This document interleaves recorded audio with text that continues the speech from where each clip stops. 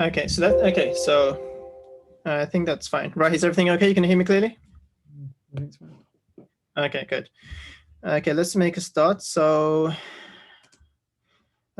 and just keep an eye out if anyone else new joins in. So that's fine. And I've put you on. It's recording at the moment, so students will get recorded access to it.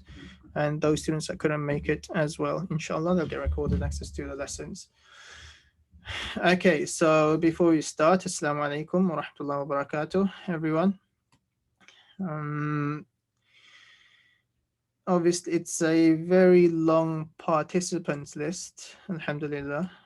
So I see 47 people on the list. So let's see how it goes. This is, so January was, my idea was, let me just open it up to everyone. The more people that we can get, the better. And the purpose of January is just to show everyone what the Arabic language is.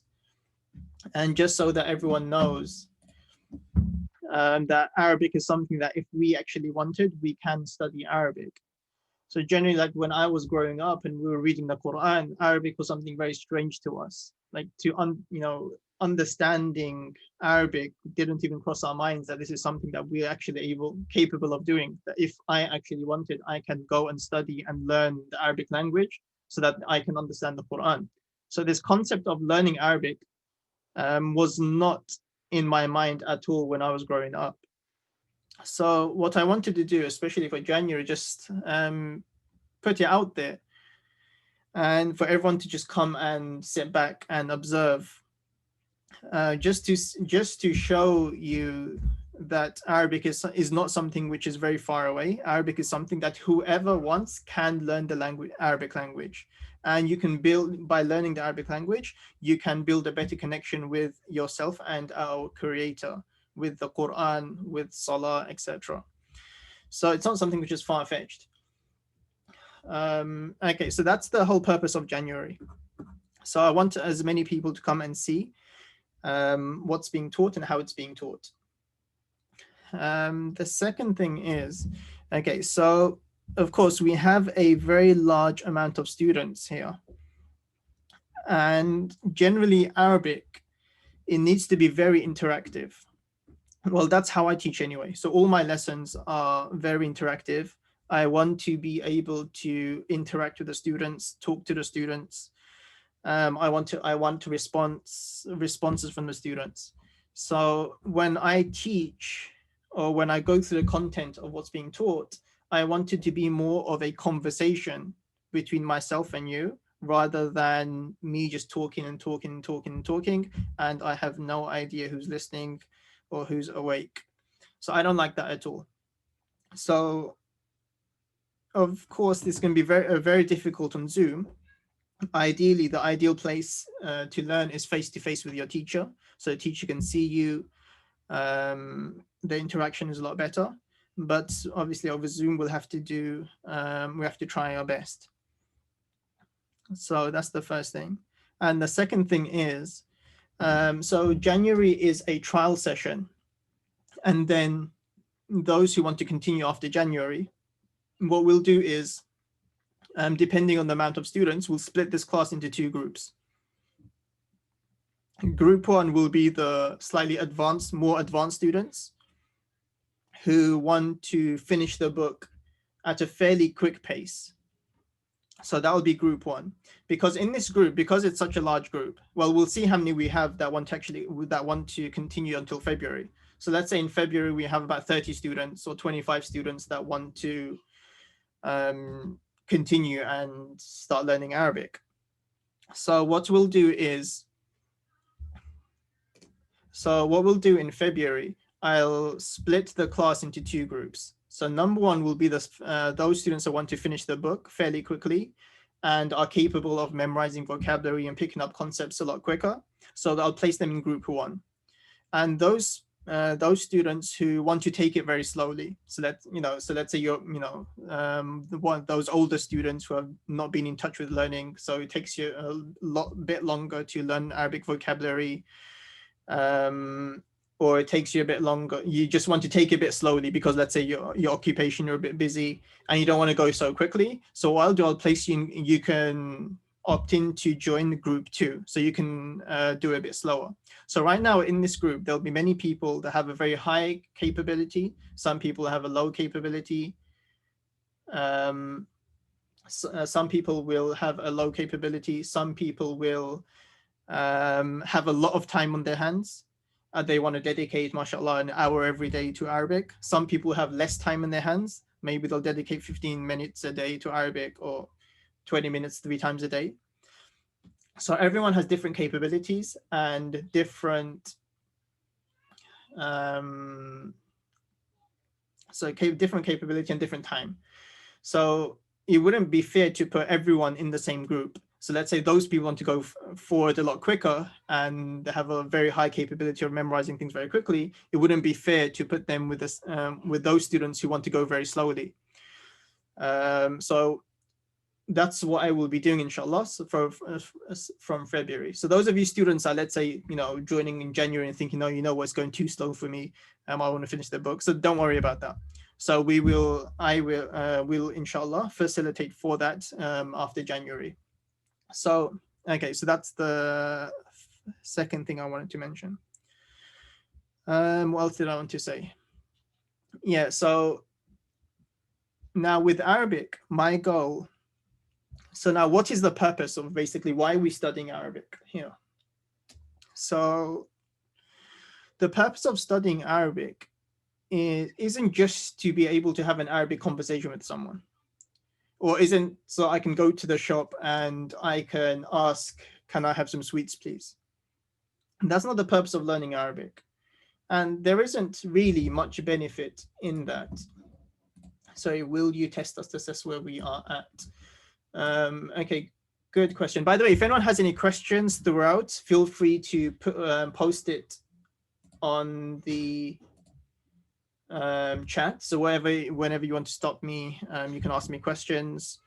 You can post in the chat as well, or after every 10-20 minutes or so, I'll stop and I'll give you guys, if there's anyone that wants to unmute themselves and ask me questions, I will do that as well.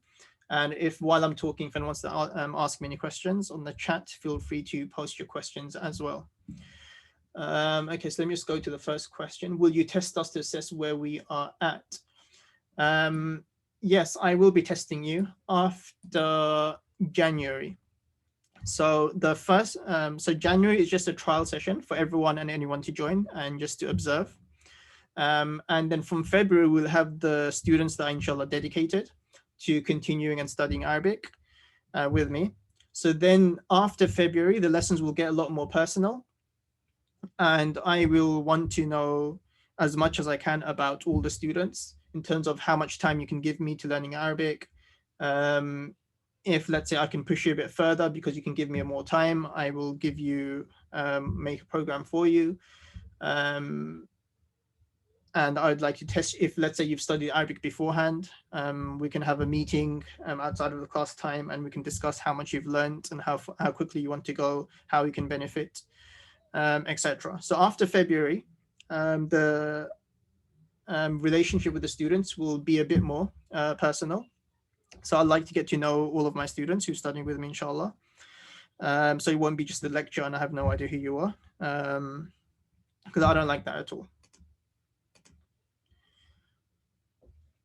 Okay, so yeah, so for January, it's just going to be, because there's just such a vast number of students in one group, so it'll just be me just going through, just introducing the book and going through the first 1 or 2 lessons as an introduction to the book. And then after February, a bit more serious learning will start, inshallah. And during February, a bit more serious learning will start, inshallah. So the lessons will be, okay, so another question, how long are the classes? The classes will be, I would say, a minimum of 1.5 hours.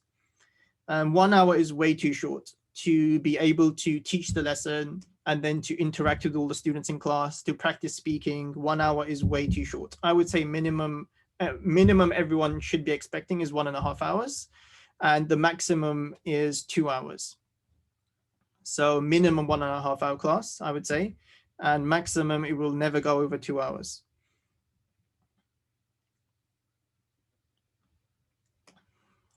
Okay. Yeah. So 1 hour will be extremely short. So we won't have 1 hour sessions. And of course, because you guys are giving me your time and you guys will be wanting to learn Arabic, I'd want all the students to make the most out of it. So I know as a teacher from teaching Arabic for quite a number of years, 1 hour a week is relatively too short to make significant amount of progress, to make proper progress. So as a teacher, I'd want all the students to take a lot out of these sessions, this course, inshallah. So that's why the minimum would be at least 1.5 hours. Okay, so some more questions. Are these lessons not for complete beginners? Our lessons will be started with learning alphabet. Oh, okay. So these lessons are for the complete beginners in terms of understanding Arabic. But in terms of reading Arabic, the requirement is that students are able to read Arabic.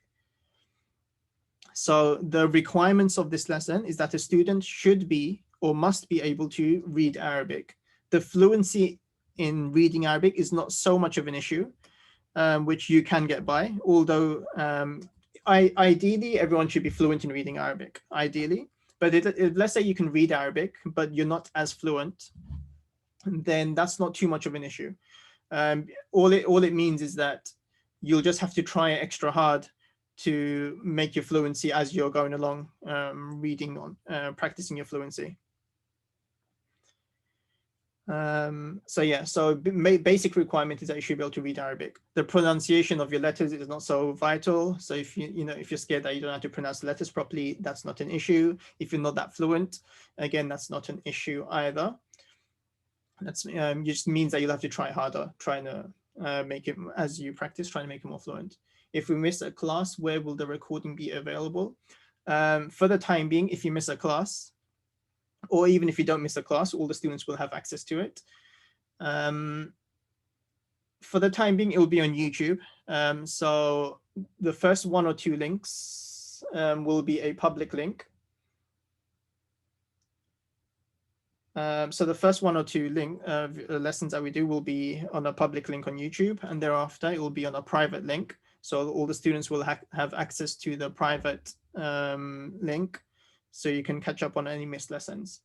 And then after that, maybe in a couple of weeks after that, I'll move it to a different platform where the videos will be uploaded. So, but obviously I'll keep everyone up to date where the lessons are. So all students will have recorded access of the lessons, inshallah. If we miss a class, okay, so that's that. Okay. Will I be able to give an introduction about myself, where you studied, how long you've been teaching? That would be good. Okay, so let's start with the introduction about myself, and then I'll go on to the purpose of this course. Okay, so a bit of introduction about myself. He's entered. Okay, so a bit of intro. Okay, fair enough. Yes, so introduction about myself. So initially, I started studying Islamic studies in 2009 until 2015. I went to a seminary, or in other words, a Darul-ilm in Blackburn. So I completed my Alimiya course in Blackburn. So I studied there for 6 years. So there I studied Arabic grammar. I studied the Arabic language, which includes Arabic grammar, morphology, syntax, and everything else. Studied tafsir, hadith, etc., etc. So the usual courses. Okay, so I'd done my initial studies in the Blackburn Darul-ilm, the 6-year seminary, and then after that, I served as an imam for about a year, or just under a year. And after that, I studied the IFTA course at White Thread Institute with Mufti Abdul Rahman Mangera, IFTA course, which is the Mufti course. So I've studied that for 2 years.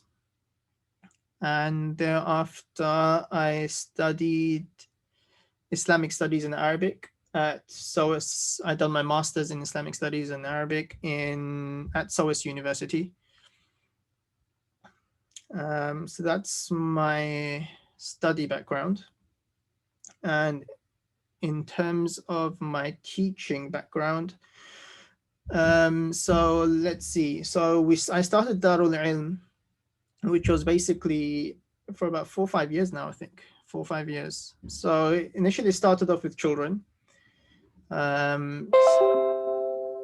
So I started teaching children for about 4 or 5 years. We started off as a small madrasa in my house. It still is in my house, actually. We started with about 2-3 students, and we slowly increased until we had about 120 students or so. And about a year after I started teaching Arabic as well. So I've been teaching Arabic for about 3-4 years now, I think it is, to a few students. So yeah, and I've taught courses. Just before the lockdown, I had a course on, it was a very interesting course. Unfortunately, it didn't get recorded properly, but I wanted to put it out there. So in February, I taught a 6-week course on understanding the language of the Quran. So not a tafsir as such, but the course was focused on analyzing the language of the Quran. You know how you take Shakespeare and you analyze it, how effective the language is. Or let's say any language. So those students of English who have studied, in A levels or GCSE even would understand, when you take a piece of language and analyze how persuasive is this text, how does the text argue its point? What are the rhetorical devices used to portray the message? So I started a course I'd done a 6-week course on that, just analyzing purely the language of the Quran and how effective it is as a discourse. So that was a very interesting course, and that will continue, inshallah. So hopefully in the next couple of months. So I plan to go through all the surahs of the Quran and go through that, inshallah. Okay, so the next question is, okay, so are these lessons focused on classical Arabic or spoken Arabic? Is the aim to understand Quran or to speak it? Okay, so good question. The aim and the purpose of this course is to understand the Quran. Okay, so that's what I was going on to before I started answering the questions. Okay, so let me answer that now. So what's the purpose of this course? The purpose of this course is to understand the Quran and Hadith and the Islamic literature which have been written on the Quran and Hadith throughout centuries. So the purpose of this course is to understand the Quran and Hadith. The focus of this course is not to speak Arabic, although we will be speaking Arabic. We will, inshallah, go into modern speaking Arabic. So those of you guys taking the course will, inshallah, have some confidence in modern speaking Arabic as well. So we will be learning modern speaking Arabic as well. Okay, so that's the first thing. But it is not the main purpose of this course. Main purpose of this course is to ultimately understand the Quran and Hadith. So the book that we're studying first, what it does is, the aim of Durusul Lughat al-Arabiyya is to introduce the students what the Arabic language is through speaking. But it's also linked to the Quranic Arabic as well. So it's not so different. So it's not like, this is something completely alien to modern speaking Arabic or alien to the Quran. No, they both are fused together. So in this book, we'll be learning to speak Arabic, and we'll be learning vocab as well. And this vocab is connected to the Quran, is connected to Hadith as well. And these vocabs that we're learning are also connected to modern speaking Arabic as well. And the sentence structures I will be learning is connected to the Quran and Hadith, and it's also connected to modern speaking Arabic at the same time. So this book, what it does, it's like a fusion of Quranic Arabic and modern speaking Arabic. Both is found in this. And the purpose of this book is just to introduce you to the language. So this is like, you can say, Arabic for dummies. So this will basically just get you into the language. So so it's just to introduce you to the language. And those of you that inshallah want to progress to book 2, this is where I would say the real learning of the Arabic language starts. So this is like just Arabic for dummies, just to introduce you to the language and to get you involved with it. And once you get to book 2, that's when you can say, you know what, I'm learning a good deal of Arabic. So the main thing for us is we want to get to book 2 of this. So this is just an introduction to the language. Okay, any other questions before I move on?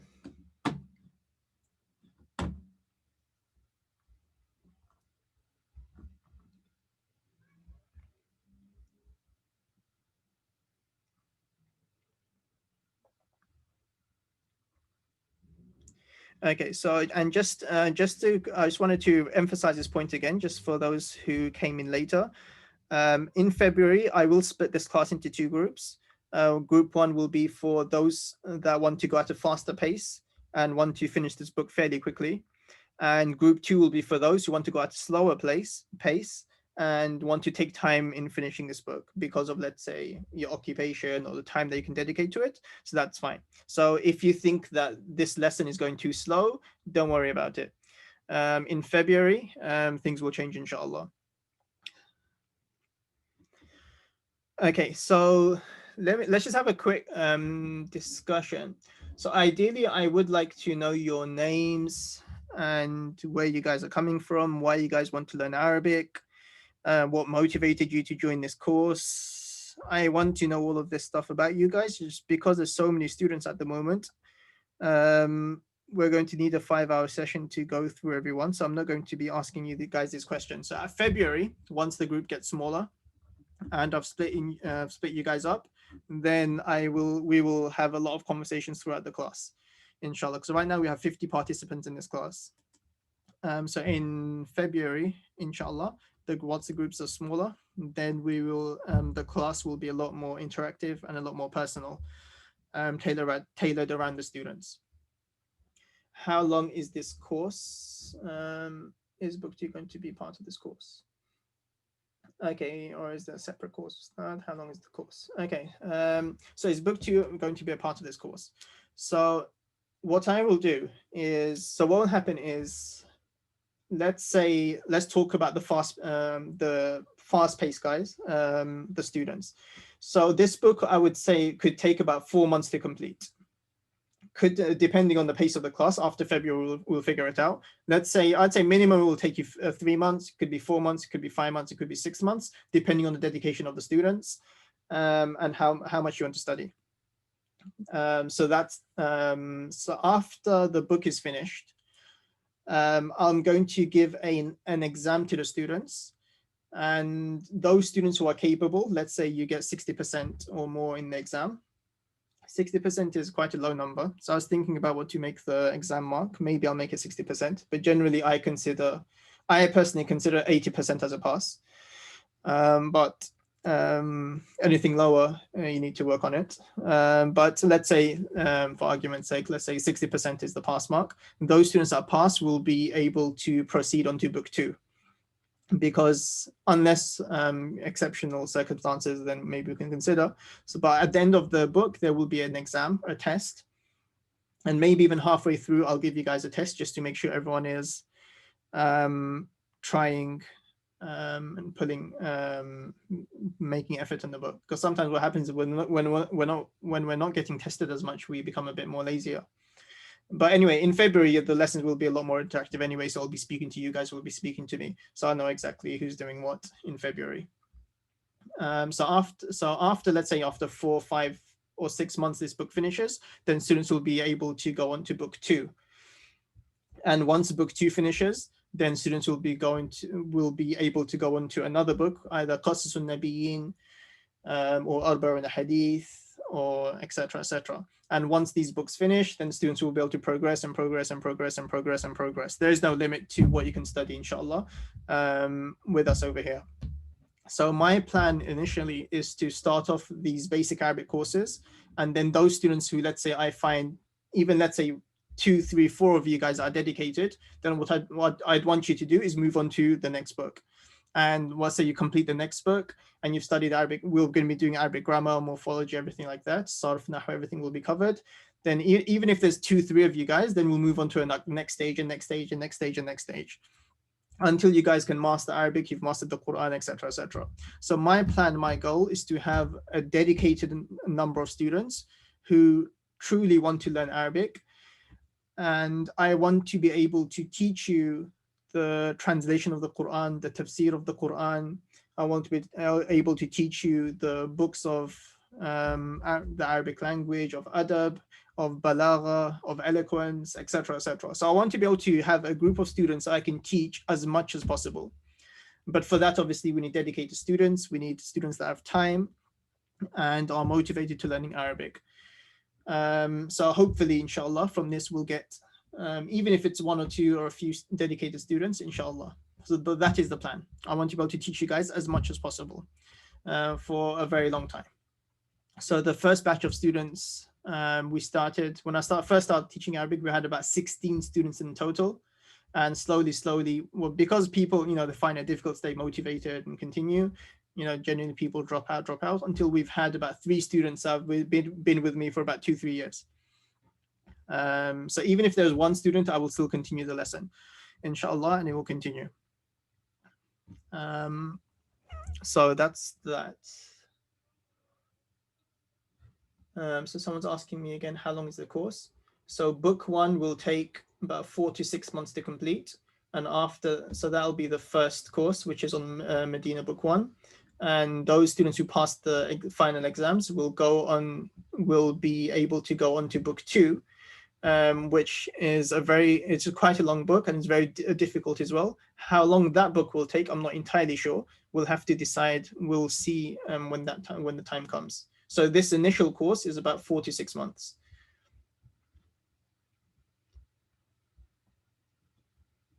Okay, any other questions before we move on?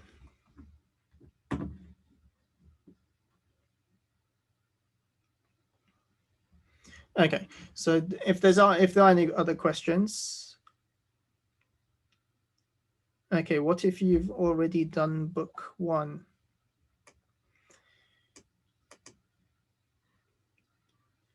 Okay, so if you've already done book 1, yeah, because at the moment we've got 2 courses running at the moment, which is this level 1, which is book 1, and level 2 is a bit more advanced.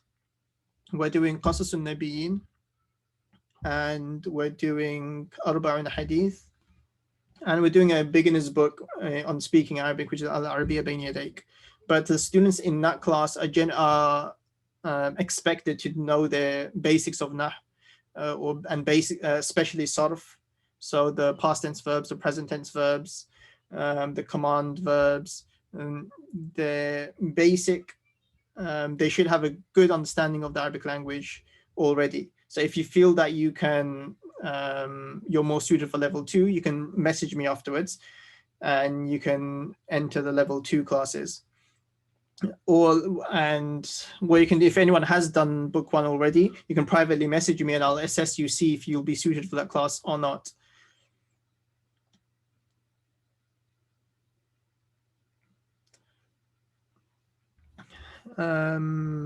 What if you've already? Okay, so if you have done book 1, just privately message me afterwards, and I'll see which level you're at and how best to take you forward.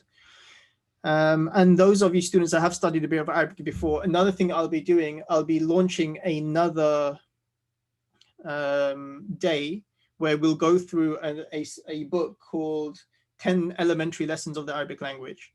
So those of you guys that have studied Arabic before, well, let's say you haven't studied Arabic before, but you want to learn a lot more than just Medina book 1. So everyone, it's free for anyone that's already enrolled into the course. So we'll have about 4 to 6 week session where we go through a separate book, which is called the 10 Elementary Lessons of the Arabic Language.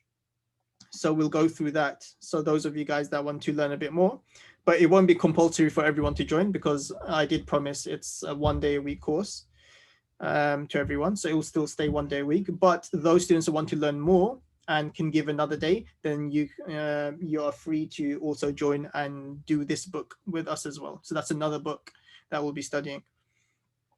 And some of you guys, depending on, may even be able to join the Al-Arabiya Bayna Yadayk in the level 2 as well. But we'll sort that. That hasn't started yet. That will start in February, but we'll sort that out in February as well. So even if you have done book 2, we'll be doing other stuff as well. If you've already done book 1, we will be doing other stuff as well that you will have an opportunity to join. Inshallah. So just let January pass, and from February, inshallah, I'll know exactly where all the students are at, and it'll be a lot more personal. And I'll bring you up, inshallah, in terms of we'll go through this journey together, inshallah. Okay, so Assalamu alaikum. Is there a possibility for the course to proceed face-to-face when, inshallah, the lockdown ends? Hopefully, yes. My preferred way of teaching is face-to-face. Online is a last resort. Online is a last resort. I'm doing online because we don't really have a choice. So after the lockdown ends, those students who can learn face-to-face, inshallah, we will try and facilitate a campus for that and take the classes face-to-face. But obviously, I know that some of you guys are nationally from around the UK. Obviously, you can't travel for 5 hours for an Arabic lesson. So we'll keep it online as well. For those of you that are online, and those of you that can come face-to-face, and inshallah, we'll try and sort something out for that.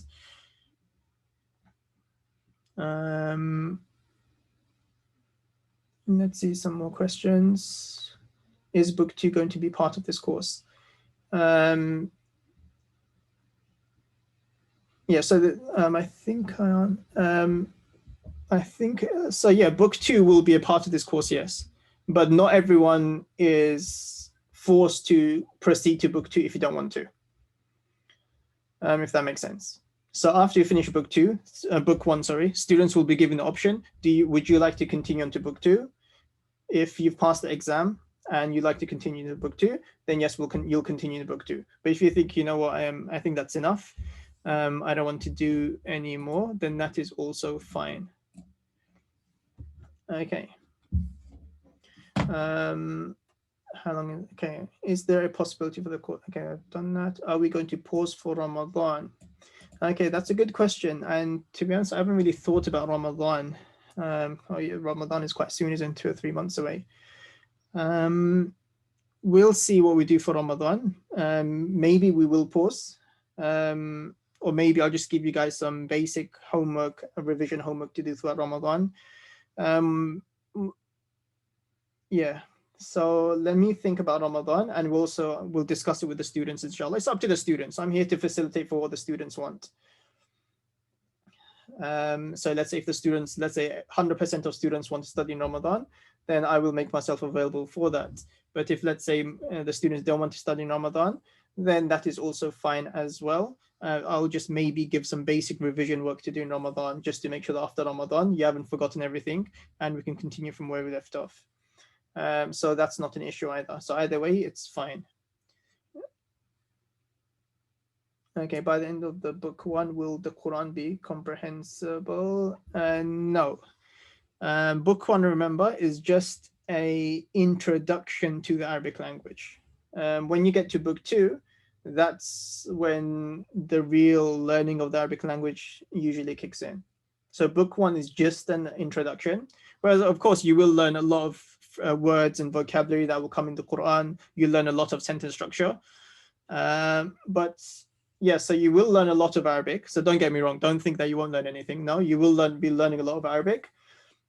But the answer to the question, after learning Medina Arabic Book 1, will you be able to understand the Quran? The short answer to that will be no, but you'll be a lot more familiar with the Quran. And you'll have the tools to be able to now go on to learning more Arabic and slowly start to understand the Quran.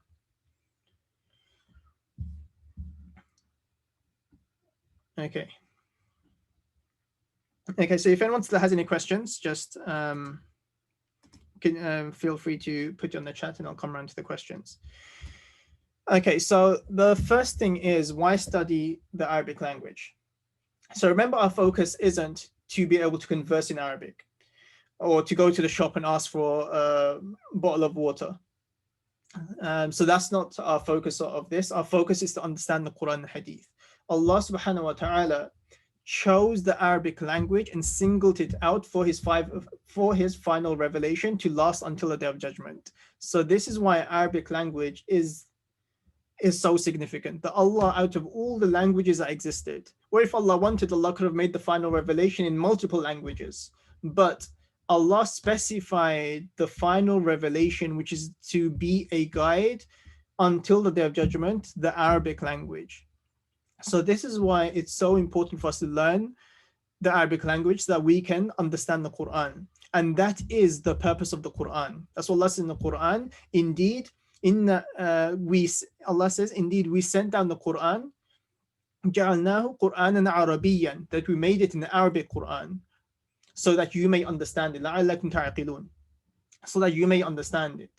So Allah is saying we revealed the Quran in Arabic, so the purpose of it being in Arabic, so that you may understand the Quran. When we read the Quran, we get 10, the Prophet said in the Hadith that we get 10 rewards for each letter. And then the Prophet said that Alif Lam Mim, so for Alif you get 10 rewards, and Alif Lam you get 10 rewards, and Mim you get etc. etc. Yeah. So the purpose of the Quran, reading the Quran, isn't just to get rewards, by the way. The purpose of reading the Quran is to understand the Quran, is to contemplate on the Quran. Allah says in the Quran, أَفَلَا يَتَدَبَّرُونَ الْقُرْآنَ أَمْ عَلَىٰ قُلُوبٍ أَقْفَالُهَا, that do the people not ponder over the Quran, or is it that they have locks over their hearts? So Allah is saying the reason why a person would not contemplate of the Quran is because they have a lock over their hearts. So the purpose of revelation of the Quran is so that we can ponder and understand it. That is the purpose. The purpose isn't just to read it without understanding. Of course, there's immense rewards and it's a means of purification of the heart and means of closeness to Allah, even to read it without understanding. But the purpose is to understand and contemplate on this. This is what Allah said in the Quran. Allah says in one of the verses, Alif Lam Ra, Kitabun anzalnahu ilayk, that this is a book which we have revealed to you. Why? Why did Allah reveal the book? Is it just to read it without understanding? No, Allah says, لِتُخْرِجَ النَّاسِ مِنَ الظُّلُمَاتِ إِلَى النُّورِ, so that you take the people out of the darknesses and bring them into light. Why? Because the meaning is so important. The meaning is supposed to have an effect on us. The meaning of the Quran is supposed to connect me to Allah. The meaning of the Quran is supposed to connect me to my Creator and the Quran's final revelation. So now imagine if someone that you love the most beloved person to you in this entire world, they sent you a letter. Yeah. Imagine if the person that you love the most in this world sent you a letter and it was in a language that you didn't understand. Which one of us would be content with just reading the letter without understanding it? Or wouldn't you try and make every single effort to try and understand what this message is? So now, Allah, the creator of the heavens and the earth, who we claim to love more than even our own parents and our children and the entire mankind, even more than our own selves, this creator of the heavens and the earth has sent us a message. Imagine this divine being who is never born and who never dies, who's beyond this universe. Imagine such a great being has sent inferior mortals like us a divine message from himself, a letter to guide us. Which one of us would be, how can we be, I don't understand that. How can we be content of not understanding the content of this letter? If someone wants to write a love letter to me, the first thing I'll do is go on Google Translate and, let's see what this means. I'm interested. But what about Allah, the creator of the heavens and the earth, writing this message specifically for me as an individual? It's not just a general message for everyone. It specifically targets every single human being. So how can I be content with just reading this letter from Allah rather than without understanding it? Or let's say we don't have time, but how can we have time to do so much? We have time to do so many things in our life, but we don't have time to understand our Creator's message. We have time to, let's say, watch Netflix. We have time for even browsing our phone to see what our friends have said to us. We have time for WhatsApp and Telegram to see what the world is telling us, what the creation is telling us. We have time for so many things and hobbies that we have. But how can we not have time to understand our Creator's message?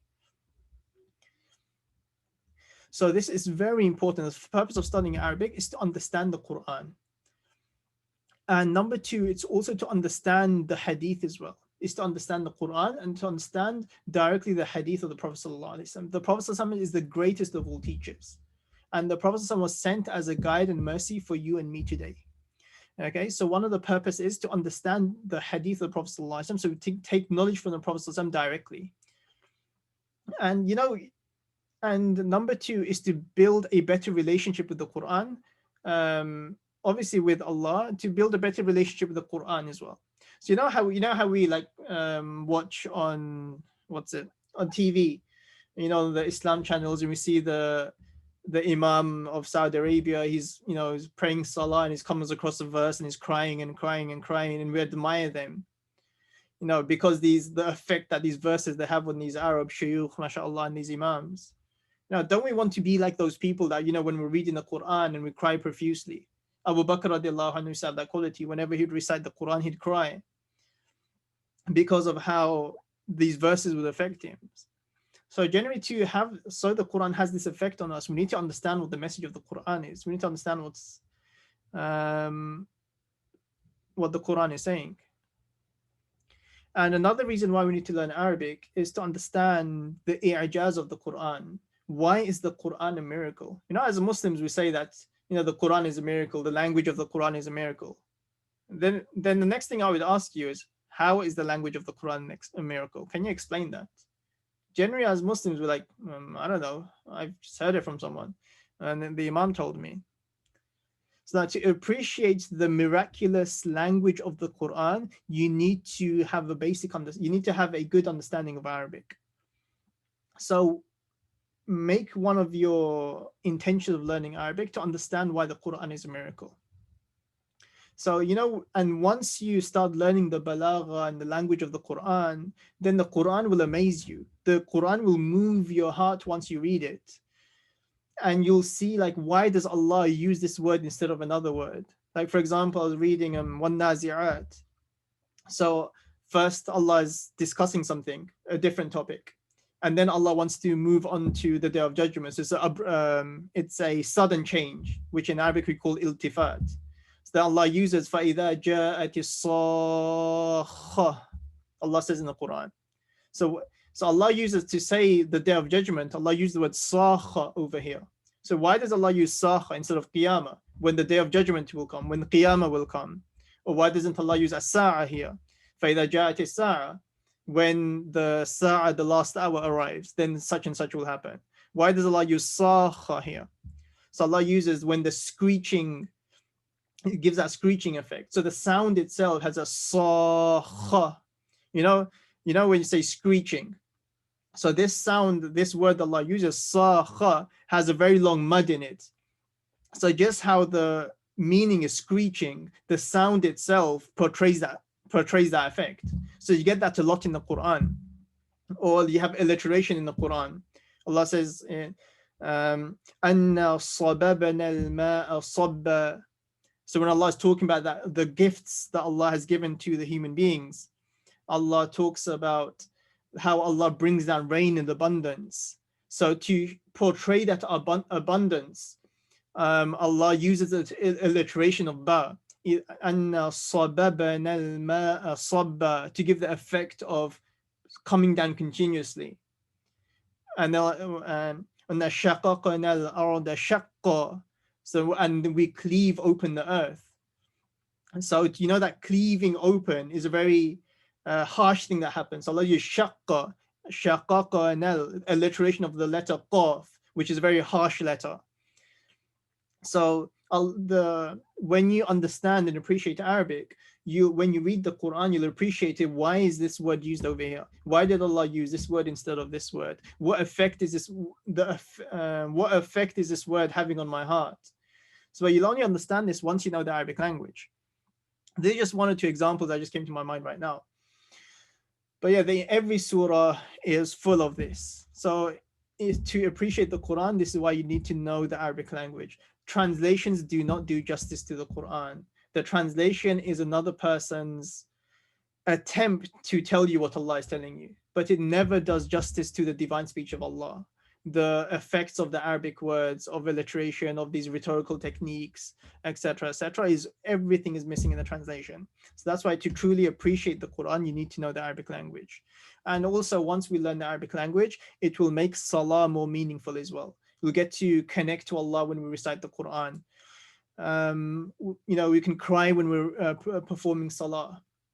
And when we make dua to Allah, the Arabic duas that we memorize, it'll make our duas more meaningful as well. When we listen to the khutbah in Jum'ah Salah, it'll make our khutbahs more meaningful. So it'll enhance our worship. And likewise, another very important benefit of learning the Arabic language is that there's a lot of misconception around the Quran, misinterpretation of the Quran, you can say, in many of the English translations. And then non-Muslims use this to attack Islam. Whereas anyone that knows Arabic will understand, what, the Quran isn't referring to this. If you look at the Arabic word, it means this. So in order to defend the Quran, you also need to know a bit of Arabic as well. So it'll help you, it will secure you in your faith in the Quran when you understand the Arabic as well. And likewise, once you study Arabic, you'll have access to 1400 years of scholarship in tafsir, usul al-tafsir, in hadith, in usul al-hadith, in aqidah, etc., etc. Right now in the English language, yes, there are translations of many of the works, but it's like 1% or even 0.5% of the stuff that's actually out there in Arabic. So to truly grasp yourself in Islamic knowledge, you must understand Arabic. Once you understand Arabic, then you have the keys to access the scholarship of 1400 years. So that's why Arabic is so important. And everyone, inshallah, let's make this intention to learn Arabic. Okay, so now how difficult is it to learn Arabic? I would say it's not very difficult at all, but it requires time, motivation, and dedication. It requires those three things. It requires time, dedication, and motivation. Some people are super smart and they'll be able to do everything very quickly. Majority of the people aren't so super smart. So in order for them to reach the same results, they'll need to spend a bit more time than the super smart people. But at the end of the day, both people can achieve and reach the ultimate goal in understanding Arabic. But some people will require some more time than others. So all it takes is it takes dedication, motivation, and time. So you need to have the desire to learn. So it's not very difficult. It is possible and it is doable. Just you need to give it time, like anything in the world. And you won't see results straight away. So a lot of people, what happens is when we want to learn Arabic, we're motivated, we spend about 2-3 months, and then the motivation drops because I still can't understand the Quran. No, life doesn't really work like that. Imagine if I want to lose weight. I'm not going to go jogging for like 2 months and wonder, okay, why aren't I skinny yet? It takes time to lose weight. So it needs to be a habit. You need to be giving it time, constant time. You need to be regulating your eating. You need to eat healthy, etc., etc. And over some time, let's say 6 months later or a year later, you'll start seeing results. You don't start seeing results straight away. But as long as you're doing it with consistency and time, then you'll get there one day, inshallah. So it doesn't take long. So imagine if, let's say, we study Arabic. Okay. Sorry, just give me a second.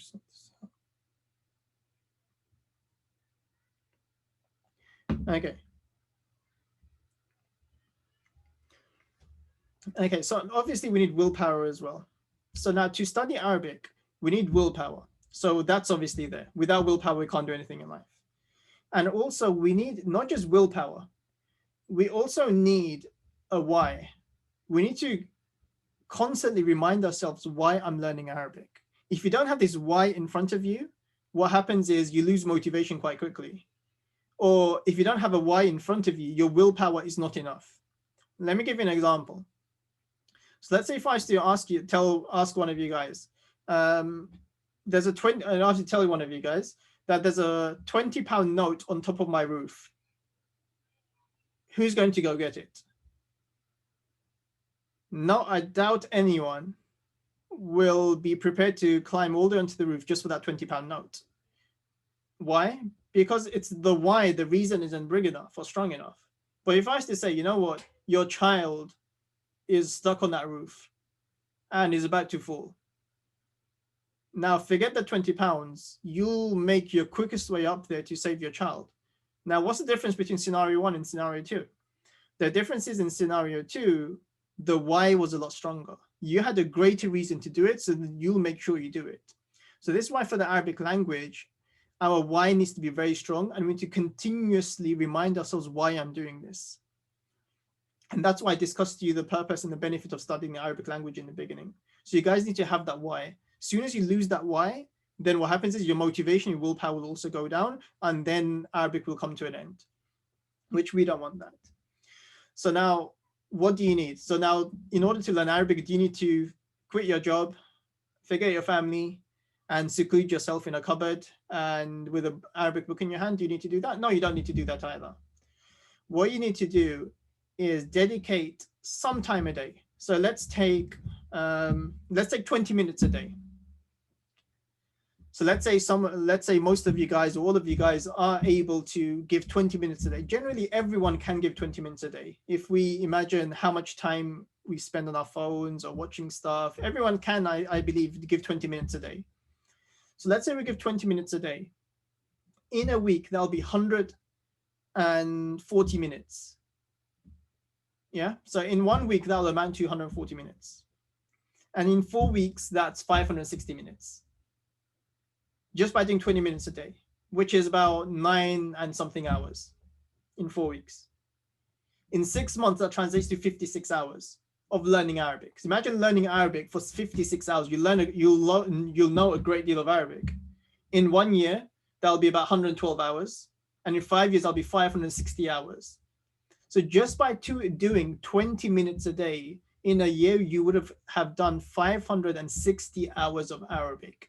In 560 hours, you can learn a great deal of the language. Yeah. But what did it start off with? Started just been doing 20 minutes a day. So it's all about, yes, mashallah, it's all about consistency with anything in life. You won't see results straight away.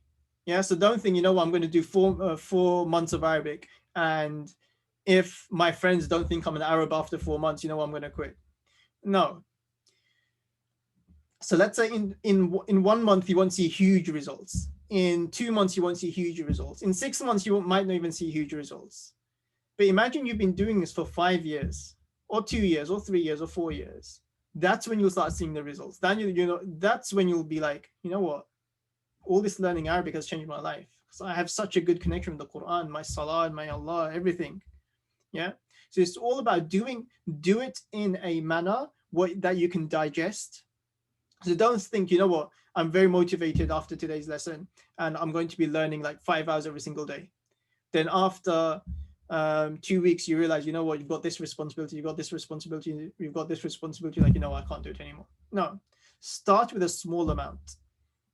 Start with something that you can digest very easily and you'll be able to continue. So that is the first thing. When it comes to learning Arabic, start with small amounts that you can do continuously. And then slowly build up. Then let's say after 2-3 months, you think you can do more, then increase your time, give it more time after that. Okay, so that's that. So number 1 is the why, and number 2 is building a habit. And another very important thing is, don't just leave it up to chance. Don't leave it up to chance when you're going to do it. Don't be like, you know what, whenever I get the time, I'll do it. No, fix a time. So what happens is in your day at the moment, you'll already have a habit. You'll have your habits that you do throughout the day. Let's say I wake up at this time, I brush my teeth at this time, I go to work at this time, I come back from work at this time, or I have lunch at this time. So you have your habits already. Pair your learning of Arabic with another habit that you do already. Don't just leave it up to chance and when you feel like it. This is one very big mistake that we make when we want to introduce something into our life. Yeah. So there's this one, what we fail to do is we fail to pair the new habit with an existing habit. So what you need to do, whenever you do your existing habit, then you do your new habit that you want to introduce into your life. So let's say with me, I'm very busy in the mornings. So at the evening, I relax and I pray my Isha Salah. Pair your Arabic with Isha Salah. So as soon as you pray Isha, you learn 20 minutes of Arabic. And then make that a habit. So every day, whenever you do Isha, you do 20 minutes of Arabic. And that's become solid in you. Just how Isha is a solid habit in your life, now Arabic will become a solid habit in your life. You pair a new habit with an existing habit. That's very important. Or else you're leaving it up to chance. And once you leave something up to chance, it can go your way, it can go for you, or it can go against you as well. And it's very important also to be able to learn Arabic, create your identity, make your identity that you are now a student of knowledge, that you are now a student of knowledge. When you see yourself as something, you will aspire to be that. But if you don't even see yourself as that thing, you'll never attain that thing. So let's say, let me give you an example. Let's say someone wants to stop smoking. Yeah, they want to get rid of this habit. So, and then someone offers you a cigarette. There's two types of responses. One is, the first type of response is, I'm trying to quit smoking, so I'm going to pass that. I'm trying to quit. Although that's a good response, but it's not the best response. Who can tell me what the best response would be on the chat? Just to make sure that I'm not talking to myself for the last hour. Although it does say there's quite a lot of people logged in, but okay, one response is I won't take the cigarette. That's not the best response I was looking for. Anyone else? I'll slow it down. That's not the best response I was looking for. Okay, I see. Yes, Usman Asfar. I don't smoke. Yes. The best response is I'm not a smoker. Why? Because you're affirming your identity. Once you affirm this as your identity, you'll most likely continue with this, because this is now your identity, rather than, I'm trying to quit. That person, they haven't made their identity a non-smoker. So once something becomes your identity, then you'll work towards becoming that person. So likewise, everyone here, make your identity that I'm now a student of knowledge. I'm the student of the Sharia. I'm the student of the Quran. Then inshallah, you work towards that, rather than I'm not really a student of the Quran, but I'm going to try and give it some time. What's going to happen is at the end of a few months, because you failed to make your identity, everything's going to go. So that's very important. Create your identity for today. That from today, or from January, or from February, I'm a student of the Quran. And the last thing I want to mention about this, and then what we'll do, we'll go into the first lesson of the Arabic language. Okay, sorry. Is my sound breaking up? Okay, let me just see.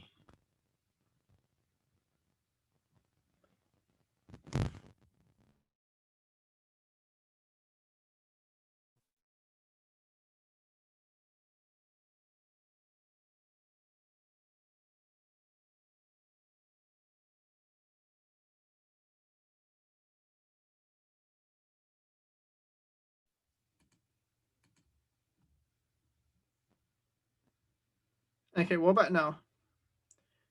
Is it clear, or is it still glitchy? Okay, that's fine. So it's clear now. Okay, so Jazakallah for letting me know. So as soon as there's some glitches in my sound, just let me know. Because sometimes what happens is I don't know why I have to unplug the microphone and plug it back in. Okay, so I'm going to give you guys that responsibility. Soon as there's glitches not working, just let me know and I'll try and unplug and plug it back in, see if that solves it. But Jazakallah for telling me this time. Okay, so yeah, and the last thing is we need to immerse, inshallah. So those of you guys that want to continue with Arabic, we will be trying to immerse ourselves in the Arabic language. What you should do is start labeling everything in Arabic. Label your fridge, the thallaj. Don't call it a fridge anymore. It becomes a thallaja. Yeah, so if you say fridge in your house, you'd be like, what's a fridge? It's a thallaja. Yeah, don't call the kettle a kettle anymore. Call it a ghallaya. Or the washing machine, a mirsala. So immerse yourself in Arabic language. Start labeling the stuff around your house. So everything should have Arabic label in it. It's not a cupboard anymore, it's a khizana. It's not a bed anymore, it's a sarir. It's not a door anymore, it's a bab. It's not a spoon anymore, it's a mil'aqa. Or a furn or a midfa'a. It's not a radiator, it's a midfa'a. So what you do, you immerse yourself in Arabic language. So what will happen is, without even trying, you learn so much vocabulary as you're going along. You learn so much. So you won't have to just sit there with a book or with flashcards and just trying to memorize them. So when everything around you is in Arabic, then automatically you'll start learning Arabic. So what we'll try and do, inshallah, we'll try and immerse ourselves in Arabic and try and learn as much of Arabic as possible until you get to a point where you can even think in Arabic. You don't have to forget about talking. You can even thinking Arabic, where all your thoughts and everything is translated in Arabic. Okay, so any questions before we move on? So we'll try and finish by about 9:30, I hope, today. Okay, what we'll do now, actually, what we'll do now